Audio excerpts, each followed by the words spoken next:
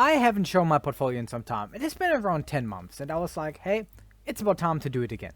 There have been a few changes. I have sold some positions. I've added some new positions. I will always give you a short rundown why I own the stock / why I sold it. If I own it, I will give you a price target and the upside in the bottom right. This includes a 10% return.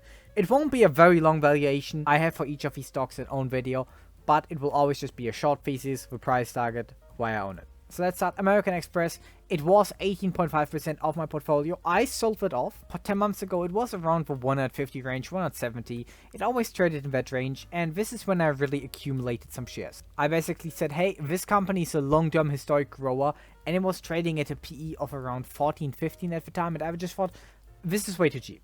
I saw that they were fastly deleveraging, so they're gonna be increasing share buybacks over dividends. So I bought a bunch of shares. It has worked out very well, and I thought now the stock is fairly valued. I still saw a 10% return in, but I had other stocks which I would rather wanna buy, so I sold this position. And it has been kinda replaced with a new bigger position, Alibaba. I recently started to buy Alibaba shares again. I sold them some time ago.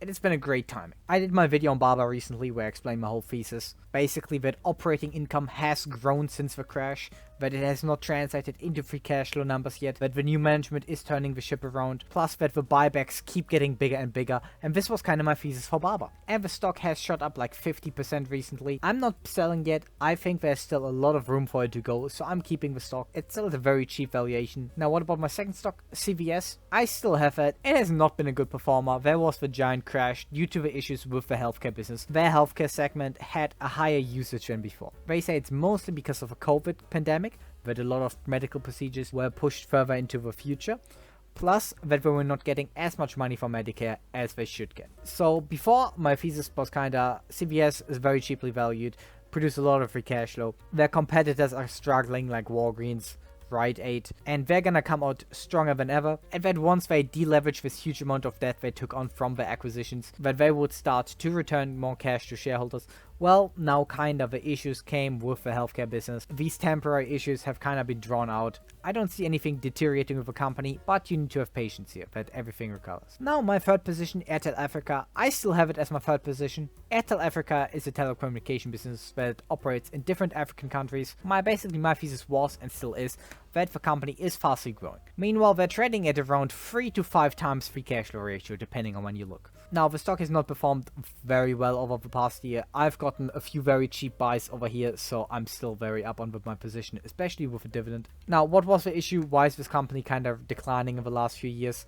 Well, basically, their biggest market, Nigeria, had a huge currency devaluation. So even with other markets growing, the Nigerian business basically went away. And that is the risk with a stock, the currency risk. All these African currencies are very volatile. But overall, I think because they're so diversified over many different African countries, that eventually they're gonna be fastly growing over time in US dollars. My next company, BTI, British American Tobacco, I still have it. The stock was basically flatlining for a long time. I was happy to have it because at these low yields, it was basically yielding you a 10% dividend. So my required return of 10% was basically given just by the dividend alone. It has skyrocketed a bit recently, and then that is when I cut it a bit, which was a good decision because sure, it went up a bit after I cut it. I cut it around here and it returned another 10%, but I put that money into Alibaba. That was a higher yield. Now, I'm not gonna call myself a genius because I did that. That was pure luck and timing. But basically, British American Tobacco has a legacy tobacco business, plus a new business, which is stuff like vapes, oral tobacco, and with a market kind of betting that this revenue is going to decline over time, I'm basically saying, hey, that not tobacco business is growing so fast for them that it's going to compensate for them. They're trading at a 6 times free cash flow ratio, and currently they're massively reducing debt. And my thesis is once again here, once the debt is even lower than before, they're going to be able to increase the dividend or maybe start some buybacks. And this is kind of a thesis we'll still for company. However, here, if the stock shoots up a bit higher to maybe like 40 to 50, I would slowly consider getting out of the stock because it still has a lot of downsides. But at these levels, I'm still willing to hold the stock. I'm not adding right now, I have better buys, but I'm definitely willing to hold it. Now my next stock, Acomo, Amsterdam Commodities, I still own it. I've even added a bit to it. The smaller proportion of my portfolio is just because of gains and other deposits. Amsterdam Commodities basically trades in stuff like spices, nuts, etc. The business has exploded, but that is not because of organic growth. Basically what they do is they acquire companies, pay down the debt, buy another company, pay down the debt, and that's what they're doing right now. They're still working on repaying that cash, reduce the debt in 3 years by around 200 million. Their market cap is 531 million, plus they paid out a 6% dividend during that time. So I think it's just very cheap. Once that debt is paid down, that money can either be returned to shareholders, which would be a huge yield, or it can be used to buy another business, which would skyrocket the revenue even more. Now, my next stock, medical properties, I also still have that. I started buying it after the first few crashes. I'm currently a bit in the positive on it, with dividends included. I'm pretty good up. This is a hospital REIT. They own different hospitals, medical facilities,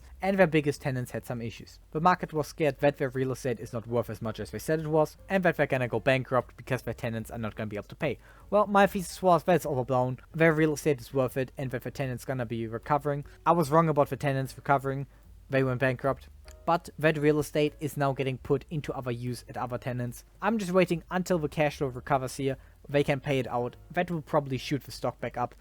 I will probably sell the stock afterwards. I don't think this company is as high quality as the other ones I own. So once the stock recovers to around $15 to $10 a share, I will probably sell. Now the next stock, Vonovia, I sold that stock. Vonovia is a German residential REIT. Basically, they just suffered from high interest rates, that they were over leveraged. People were worried that they're gonna have to dump their portfolio for little prices. I didn't believe it. I bought it at very lows here. I bought it in around the 16 to 20 euro range. I sold it at around 30 euro range. I made a good gain, but the company is kind of struggling. It is not really getting back on foot despite the now lower rates. And this is once again one of those companies that are not that high quality, but I could get them at a very cheap price, sell them at a very good price. I got a nice dividend in the meantime, got some share appreciation. Overall, I think it was just the market being irrational, so I was willing to get that temporary buy. The next stock, Petrobras, Brazilian oil company. It was trading very cheap. You can see they had dips to up to $10 per share. This company has two things. It's one, oil company, and two, half state owned. Two things that I hated. I thought the dividend yield was very much worth it. They were producing a lot of free cash flow. They are one of a few oil companies who actually grew free cash flow before the oil boom. So I said, hey, at these prices, I'm gonna be willing to buy it. I bought it. I got a lot in dividends. I got a bunch in share appreciation. And I thought it was time to move on. It's still an oil company. It has limited growth, and I put this money to use in better places. Now the last stock of the old portfolio, Asbury. I still own it. It's around 5% right now. I added a bit to it. Asbury is a car dealership company. I'm currently up a good amount on the stock. Basically, the thesis was overall they have strong growing revenue. Before they bought back a lot of shares, but now they have acquired a lot of companies which gave them explosive growth. Now, of course, they took on a bunch of debt for that, but they're now slowly paying that down, and they're already starting to repurchase shares in a huge amount. Meanwhile, the company is always trading at a very low PE ratio, and for a well-run, fast-growing company like Asbury, who has historically shown that it can return money to shareholders, I'm thinking this is a good long-term buy. This is a long-term quality compounder I'm willing to hold. Now, the two stocks which are missing here, one of them is Hornbach. I recently made a video on them. They're basically the European version of Home Depot. And now, why did I buy this stock instead of Home Depot? Simple, cheap valuation. That is all it is. It is the same thesis as Home Depot. Long-term growth ahead for this company, especially because the European market is not as cornered by two giants. Meanwhile, cheap valuation, huge free cash flow. That is basically the thesis for this company. Last one, Mercado Libre. Mercado Libre is a fintech platform in South America and also e-commerce over there. I bought the stock around the $1,600 range. I got a decent gain so far. I wish I would have added more on it. It's a fantastic company. It is hugely growing, and free cash flow is starting to explode. I look at the PE ratio and say, hey, that is not that cheap. The free cash flow ratio looks different. It is looking way more reasonable. Now, of course, because this is part fintech, you have to look into that, how the free cash flow is calculated. I took a bit of free cash flow out because of a loan portfolio, but I think overall, huge growth, not a high valuation, building a big moat in South America, so I thought it was a buy. So this is my current portfolio. A lot of these are high quality compounders in my opinion. Others of these are short-term companies. What do you think about my portfolio? Write down below. Have a good day.